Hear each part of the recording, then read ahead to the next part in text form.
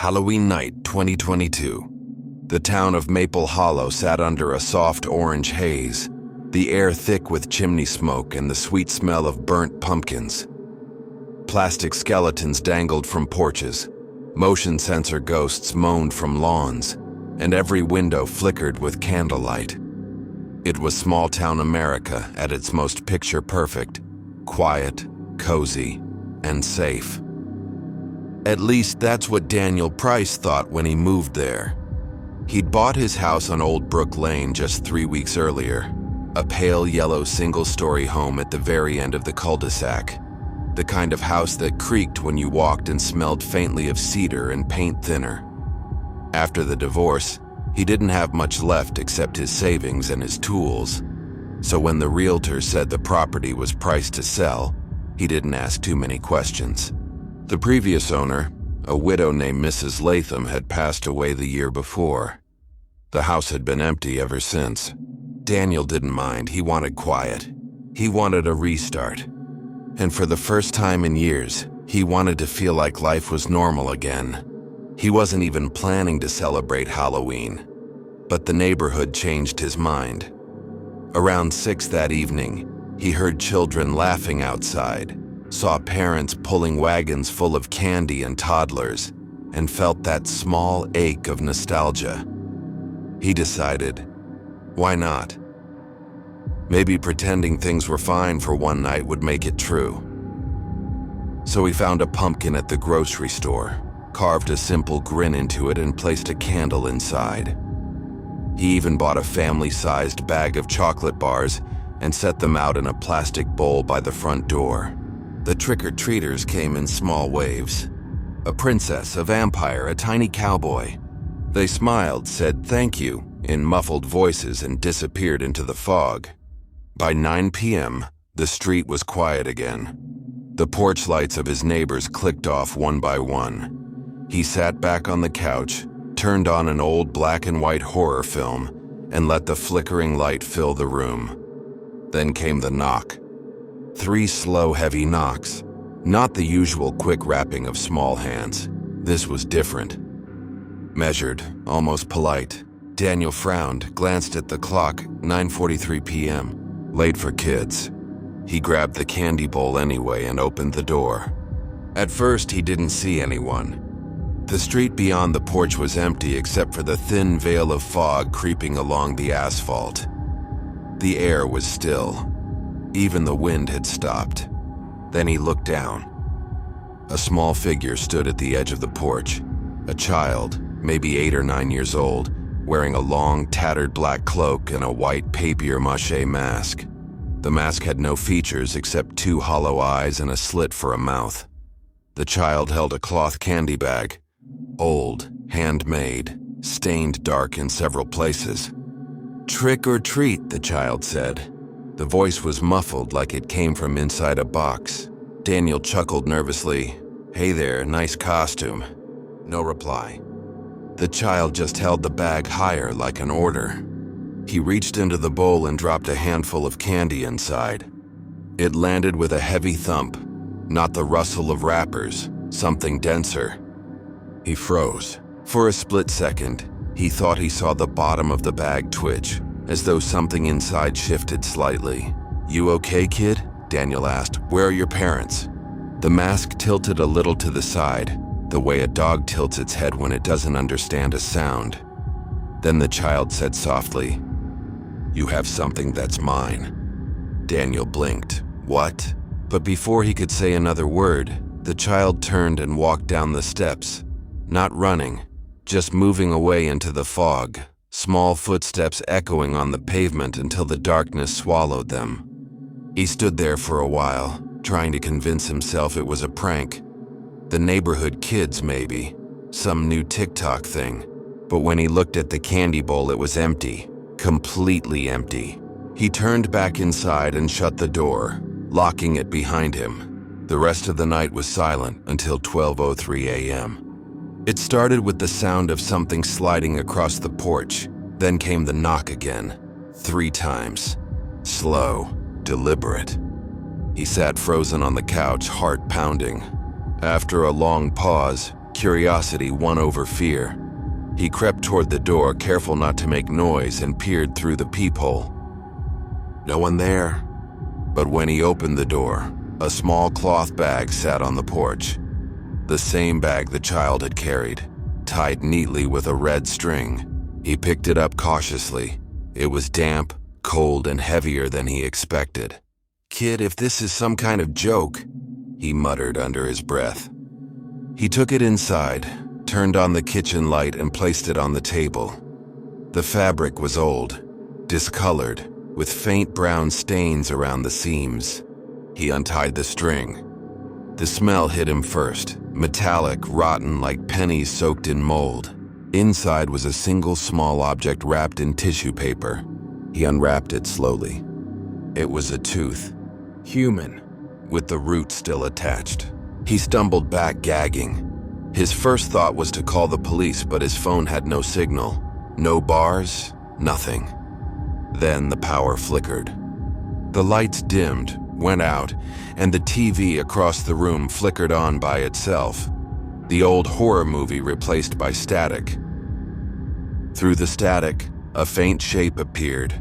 Grainy black and white footage of his own porch. The same small child stood there again, facing the camera, holding the bag. Only this time the bag was moving. Something inside was writhing, pushing against the fabric. Daniel froze, his pulse hammered in his ears. Then the figure slowly turned toward the lens, and the screen went black. He rushed to the window, pulled the curtain aside. The street was empty, but at the far end of his driveway, through the fog, the figure was standing again, perfectly still. "Go away," he shouted, his voice cracking. The child didn't move. He blinked and it was gone. When morning came, he barely slept. The tooth sat on the kitchen counter, wrapped in paper towels.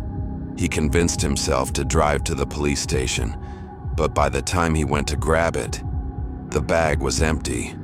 That night, he decided to leave the porch light off and ignore anyone who knocked. He locked every door and window, shut the curtains, and sat in silence. At exactly midnight, the front door rattled. Then came the knock again, 3 times, slower than before.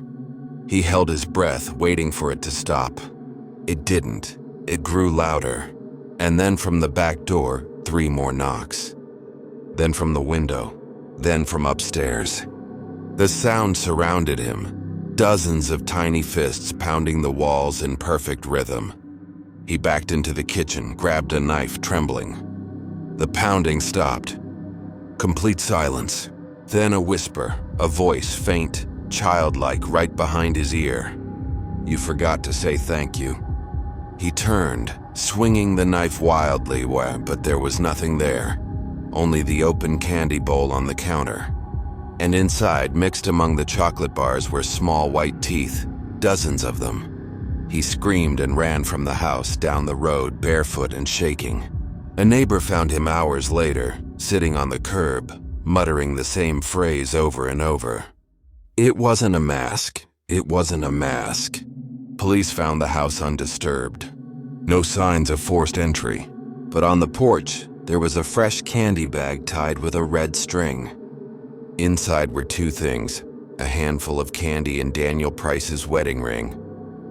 The bag was logged into evidence, but when the officer returned the next day to retrieve it, the evidence locker was empty. All that remained was a folded piece of paper, written in shaky, childlike handwriting. Trick or treat. The house on Old Brook Lane was sold again the following summer. The new owners said they never had any problems, except on Halloween night, when someone left a small cloth bag on their porch. They never opened it. They just burned it at the end of the driveway every year. But neighbors say when the fire goes out, they can still hear something faint coming from the smoke. A whisper, a laugh, and the soft rustle of a candy bag being filled, 1 piece at a time. Every small town has that one house, the kind kids dare each other to visit, the kind adults pretend doesn't bother them, but still cross the street to avoid after dark.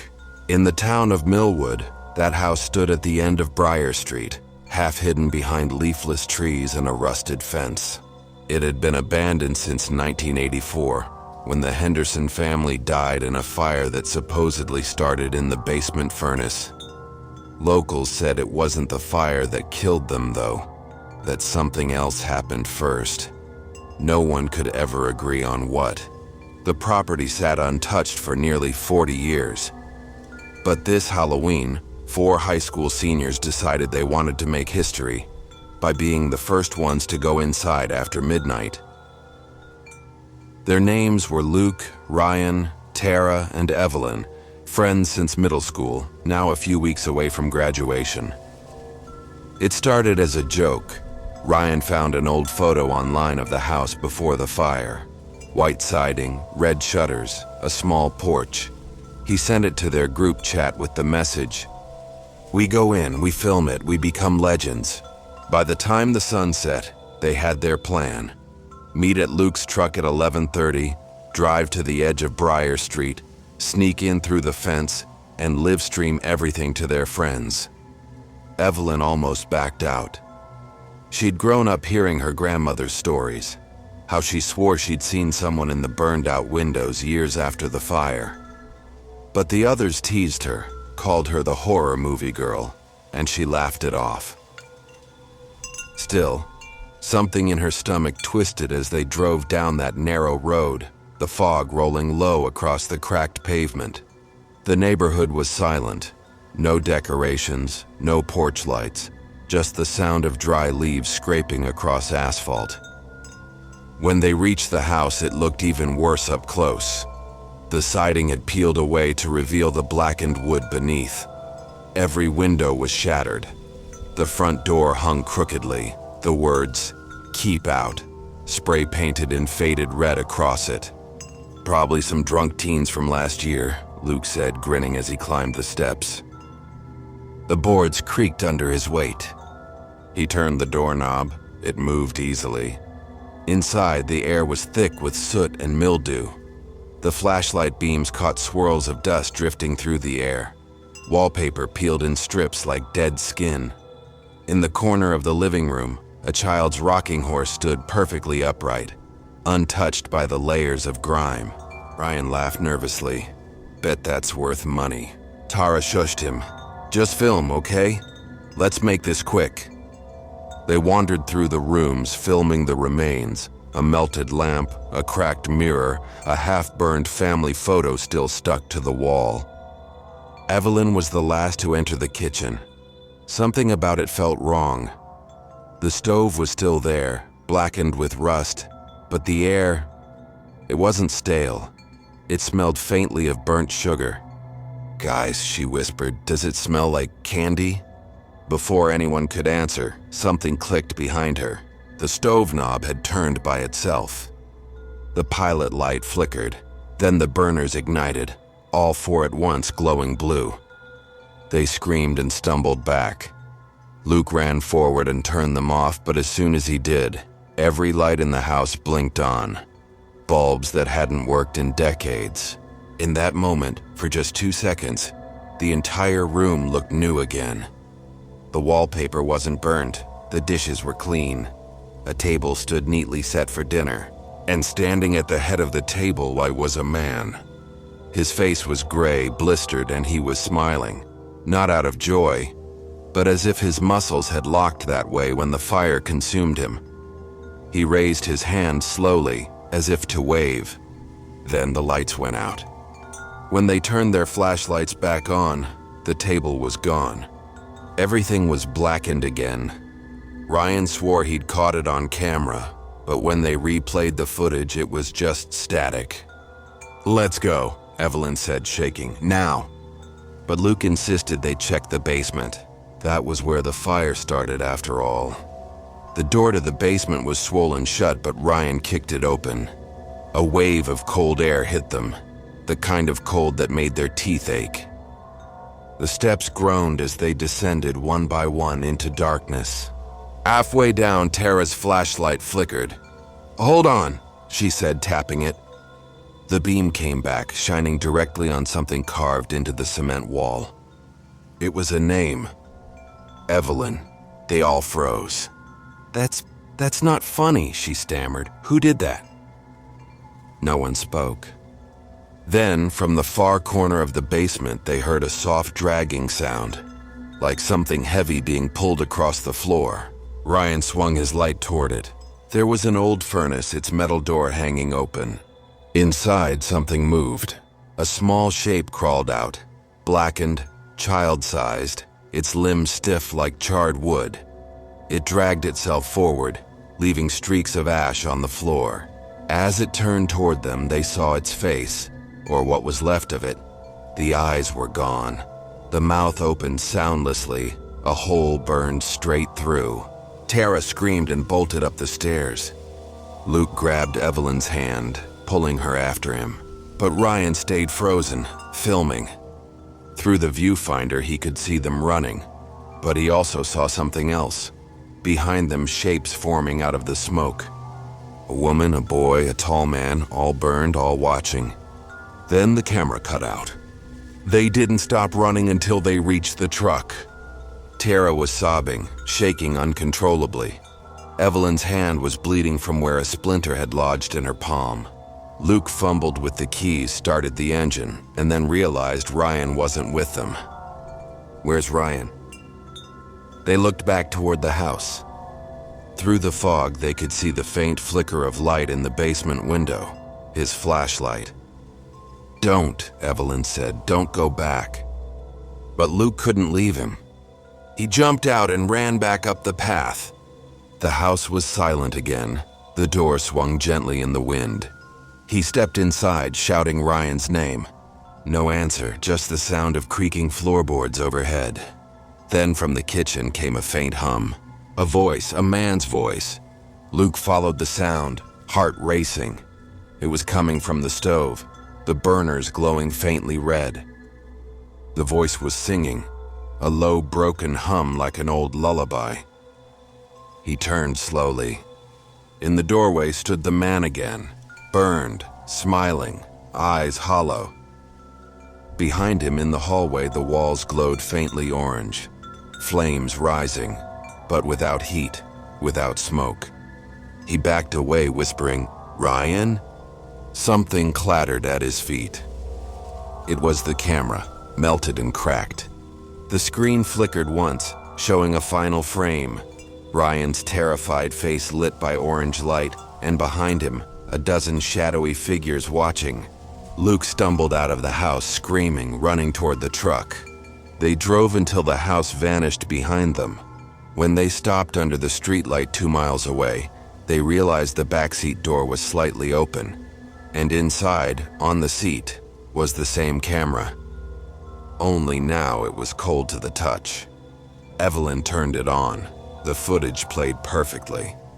They watched Ryan walk into the basement, then stop, raise the camera, and whisper, "It's not empty, they're still here." The screen went dark. Police found no trace of Ryan. The footage was dismissed as edited. The town avoided talking about it. But every year since, on Halloween night, the lights in the Briar Street house flicker back on for exactly 5 minutes.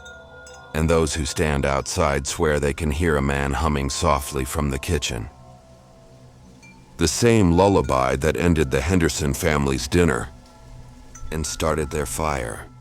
Every Halloween, the small town of Ashford Falls held a parade. It wasn't televised, it wasn't famous, just a local tradition. A single stretch of old Main Street lined with flickering lanterns and floats made of cardboard and paper mache, all built by hand. Children in masks waved plastic wands. Adults clapped along to off-key marching bands. And for one night, the sleepy town felt alive. But there was one rule, one that everyone knew but no one questioned. When the parade ended, no one followed it past the bridge. It was written on flyers, repeated in schools, whispered by parents to their children. When the floats passed the old hollow bridge, the parade was over. The rest of the route, they said, belonged to them. No one could ever explain who they were. In 2019, Lydia Moore, a local journalist, decided to find out. She was 33, ambitious, recently transferred from a city paper to Ashford's small-town Gazette. Halloween was her first assignment. Cover the local parade, get a few photos, write something heartwarming.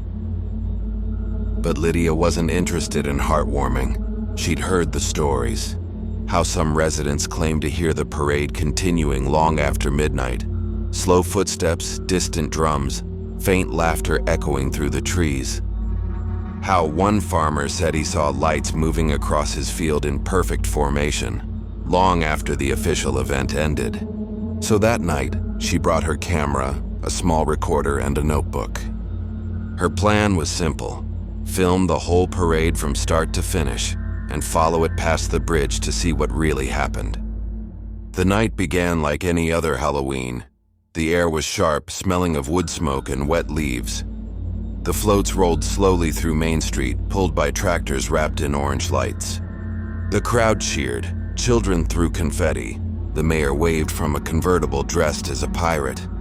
Lydia walked alongside, snapping photos, but something felt off. There was no music this year. The marching band had canceled due to illness, according to the announcer.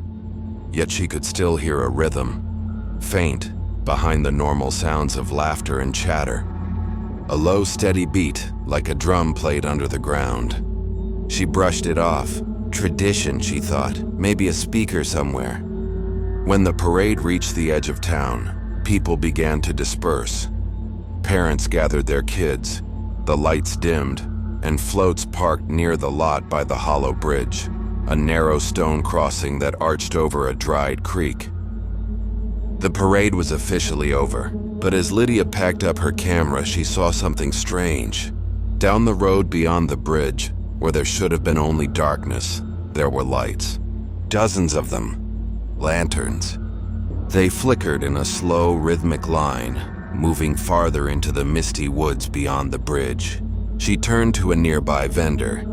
"Hey, are those people still marching?" The woman didn't even look up from her stall. "Parade's over, miss." But the vendor's eyes shifted and her voice hardened. "It's over." That should have been the moment Lydia went home. Instead, she crossed the bridge. The moment her boots touched the other side, the air changed. It grew colder, heavier, as if the mist thickened just for her. The town sounds faded. The laughter, the chatter, the hum of the streetlights, gone. All she could hear now was the slow, distant rhythm of drums. She followed the lanterns down the old dirt path into the woods. The fog glowed faintly orange where the light swayed ahead. She couldn't see the figures carrying them, only their outlines, tall and thin, moving in perfect unison. "Hello?" she called. "Is this part of the parade?" No answer. But the drumming stopped, and that was somehow worse. Her flashlight flickered. For a split second, she thought she saw faces in the fog, pale, expressionless masks staring back at her. Then they vanished. She kept walking, too curious or too proud to turn back. Eventually, the path opened into a clearing. In the center stood a massive oak tree, its branches bare, its trunk split with age. Around it, dozens of people stood holding lanterns, all wearing the same white masks. But when she looked closer, she realized they weren't holding the lanterns. They were the lanterns. Their hands were gone, wrists ending in hollow stumps that glowed from within, burning with cold orange light. One by one, the masked figures turned toward her. The air went silent, even the wind stopped. A tall one at the front stepped closer. Its mask was cracked, revealing blackened skin underneath, like something that had been burned long ago. It tilted its head and spoke in a voice that didn't belong to any human throat. "You shouldn't have crossed the bridge." Lydia stumbled backward, snapping photo after photo. Her flash caught glimpses, not of people but of hollow things, skin stretched thin over bone, eyes empty. The tall figure raised its arm and the lanterns dimmed. Then, slowly, the entire group began to move again, forming a procession. A parade, silent, perfectly in step. They passed her without a sound, disappearing back into the fog.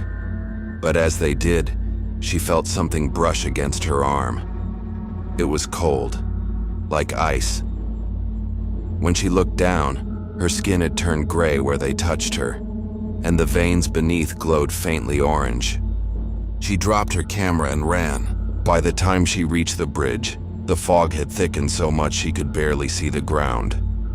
The moment she stepped onto the stones, the drums started again, but this time they weren't distant. They were right beneath her feet. She sprinted the rest of the way across and collapsed on the road. The sound stopped instantly. When she looked back, there was nothing behind her but darkness. The mist was gone. The road was empty. Her camera was found the next morning on the far side of the bridge, lying in the dirt. The police reviewed the footage. Most of it was static. But in the last few frames, just before it cut out, a reflection appeared in the lens. A parade of mask-faced figures marching silently into the trees. The town dismissed it as a hoax. The Ashford Gazette never published her story. Lydia Moore was last seen 2 days later, walking down Main Street at dawn, still wearing her press badge. Witnesses said she looked pale, dazed, and was humming something under her breath. When one of the shopkeepers tried to talk to her, she stopped in the middle of the road, turned slowly and smiled. He said her eyes were completely hollow. Then she walked toward the bridge and disappeared into the morning fog. Every Halloween since, the townspeople still gather for the parade. But now when it ends, no one claps, no one cheers. They just watch in silence as the floats cross the bridge, and one by one, their lanterns fade into the mist. Those who linger say they sometimes see another figure walking with them. A woman in a long brown coat, carrying a camera that no longer flashes. And if you listen closely as the last float vanishes beyond the bridge, you can hear her voice whisper softly through the trees.